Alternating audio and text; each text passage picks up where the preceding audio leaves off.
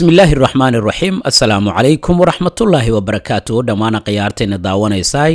meel kastoo aad joogtaan daawadayaal kusoo dhowaada barnaamijka falanqaynta caalamka oo xiliyadan oo kale aad ka daawataan maracadda show waa 14 bisha sebteembar sanadka 2024 qodobada qaybtan aan ku ogaan doonno waxaa ka mid ah sirdoonka turkiga kulanka ay la qaateen mas-uuliyiin ka tirsan dhaqdhaqaaqa xamaas kulankaas halka uu ka dhacay iyo waxyaabaha looga hadlay dowladaha islaamka carabta iyo kuwa midowda yurub go-aanka degdega oo ay ka soo saareen dagaalka ka soconaya magaalada khaza kadib kulankii ka dhacay magaalada madrid xasuuqa kale ee la diiwaan geliyey inuu ka dhacay maanta magaalada khaza maxay dadka shacabka ah ee reer jordan ay dowladooda kaga dalbanayaan in la soo celiyo ninkii toogashada ka geystay deegaanada daanta galbeed ee israa'iiliyiinta xoogga ay ku haystaan waxaa kaloo aan eegi doonaa macluumaadka ku saabsan ruushka iyo maraykanka oo gobolka alaska isku baacsanaya diyaaradaha dagaal ee ruushka halkaasi sahanka ay ka wadaan ciidankii ugu badnaa ee ruushka uu mar kale u daabulay gobolka koriski maxaana looga baqanayaa madaxweyne putin miyuu taageeri doonaa xuutiyiinta dalka yemen arrimahaasoo idil ayaan qaybtan ku ogaan doonaa insha allah daqiiqadaha soo socda soo dhowaada saaxiibayaal laygsaar muuqaalka la wadaag saaxiibadaada aad baad u mahadsan tahay ma doonaysaa inaad hesho guri cusub oo lagaaga dhisay nairobi kenya adiga oo bixinaya wixii aad awooddo laguguna xujaynaynin shuruud boqolley ah ku hel lacagtaada guri wax walbaa lagugu diyaariyey una dhow xarumaha caafimaadka ee kenya ugu waaweyn baarkinkii goobaha cibaadada waxbarashada dukaamada goobaha carruurta ay ku ciyaaraan iyo dadka waaweyn sida jiimka iyo dabaasha ayaa lagugu diyaariyey guryaha royal modern homes fiiro gaara marka shirkadda ay ku iibisa guri waxay ku soo saari doontaa deganaanshaha dalka kenya weliba si lacag la'aan ah haddii aad doonaysid inaad guri ku yeelato nairobi kenya la xiriir royal modern homes mar kale isku soo noqod wanaagsan waxaan ku hormaraynaa macluumaadka ku saabsan magaalada ankara ee caasimadda dalka turkiga waxaa ka dhacay kulan gaar ah kulankan waxa u dhexeeyey taliyaha hay-adda sirdoonka ee dowladda turkiga ibrahim kalin waxaanuu la kulmay mas-uuliyiin sarsare oo ka tirsan xafiiska siyaasadda ee dhaqdhaqaaqa xamaas waxayna ka wada hadleen horumaradii ugu dambeeyey ee furmaha dagaalka wadahadalka xabajoojinta iyo sidoo kale isdhaafsiga maxaabiista israa'iil laga haysto iyo xitaa kuwa iyaga ay haystaan saraakiisha iyo laamaha ammaanka ee dowladda turkiga ayaa laga soo xigtay in ibrahim kalin uu mas-uuliyiinta dhaqdhaqaaqa xamaas ee xafiiska siyaasadda uu kula kulmay magaalada ankara ee caasimadda dalka turkiga laakiin lama sheegin wakhtiga rasmiga ah ee kulankan uu dhacay balse xogo kale ayaa soo baxaya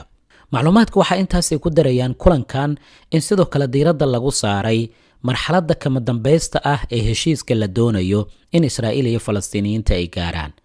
heshiiskaas oo la isku dhaafsanayo maxaabiista falastiiniyiinta ay gacanta ay ku hayaan iyo kuwa israa'iil xabsiyada ugu xiran sida wararku ay sheegayaan markaa labada dhinac ayaa intii kulankooda uu socday waxaa la sheegay in ay ugu yaraan horumara ay ka gaareen isfahamna ay ka gaareen sidii loo joojin lahaa dagaalka magaalada khaza iyo dhinaca xamaas aragtidooda iyo aragtida dowladda turkiga lana xaqiijiyo in xabajoojinta ay noqoto mid aanan kumeel gaar ahayn oo gebi ahaanba lagu soo gabagabaynaya dagaalka gargaarka bini'aadanimo loo ogolaanayo dadka shacabka ah sidoo kalena laga hortegayo arrimaha ka dhanka ah bini'aadanimada iyo dagaalka inuusan ku baahin guud ahaan gobolka inta kulanka uu socday mas-uuliyiinta dhinaca xamaas ayaa u muuqanaya in ay rajo wanaagsan ay qabeen dhankoodana ay muujiyaan sida ay diyaarka ay ugu yihiin heshiiska in mar walba la gaaro laakiin israa'iil ay tahay dhinaca mar walba shuruudaha cusub la imaanaysa si gaar ahaaneed waxaa israa'iil ay soo jeedinaysaa inay ciidamadooda qaybo ka mid a magaalada khaza ay ku sugnaadaan laakiin muqaawamada sidaa marnaba ma ogola sidoo kale muqaawamadu waxay walaac xoogan ay ka muujiyeen xubnihii ku matalaya wadahadalkan in israa'iil ay weli sii wado xasuuqa dadka shacabka ee falastiiniyiinta hay-adaha sirdoonka ee dowladda turkiga ayaa dhankooda waxa ay dadaal badan ay ku bixinayaan sidii dagaalka loo soo gabagabayn lahaa waxayna la xiriirayaan dhinacyada kala duwan ee dagaalamaya madaxweyne erdogan ayaa horey u ballanqaaday in dowladdiisa door weyn ay ka ciyaari doonto hanaanka wadahadallada ee dagaalka lagu soo gabagabeynayo sidoo kale hay-adda sirdoon ee dowladda turkiga ayaa lagu waramayaa inay door weyn ay ka ciyaarayso sidii dhinacyada kala duwan loogu qalqaalin lahaa gaar ahaan hogaanka ugu sarreeya ee dhinacyada wadahadalka qaybta ka ah soo gabagabaynta dagaalka waxaana ay la xiriirayaan xamaas israa'iil masar qatar iyo sidoo kale dowladda maraykanka in ka badan 10 bilood ayuu dagaalkan adag uu soconaya. Wadahadalla ayaa soo jiitamaya bilahaas oo idil oo Xamaas iyo ra'iisul wasaaraha Israa'iil Benjamin Netanyahu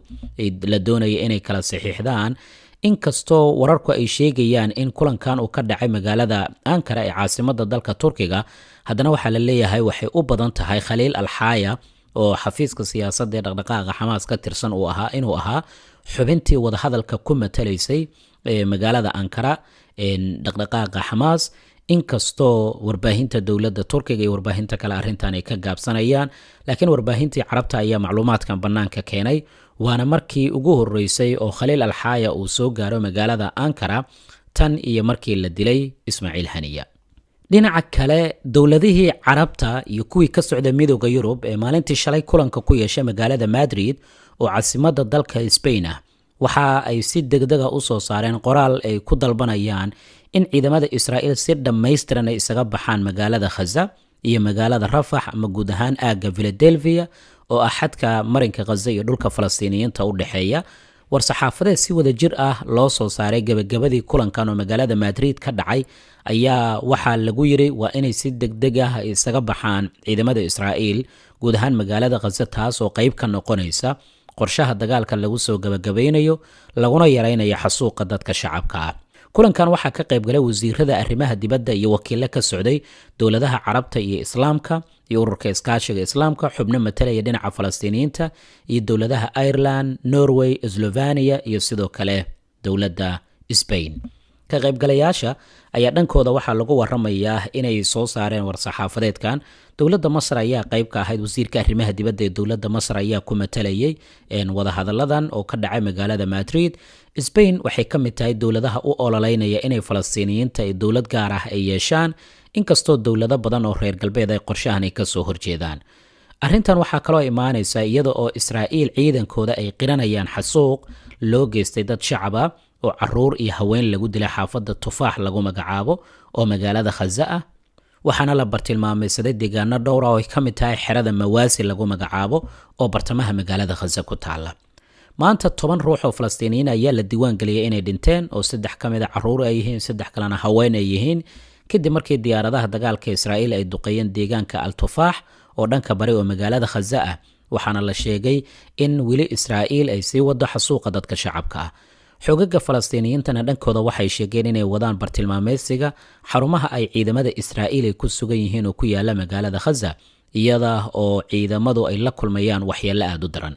bishii la soo dhaafay waxaa loo diiwaan geliyay inay tahay tii ugu dhimashada iyo dhaawaca badnayd ciidamada Israa'iil. waa tii diyaarado badan muqaawamadu ay soo bandhigayeen oo daabulaya dhaawacyada iyo meydadka. waxaana la sheegay in bishaas jabkii ugu xooganaa ay la kulmeen ciidanka Israa'iil.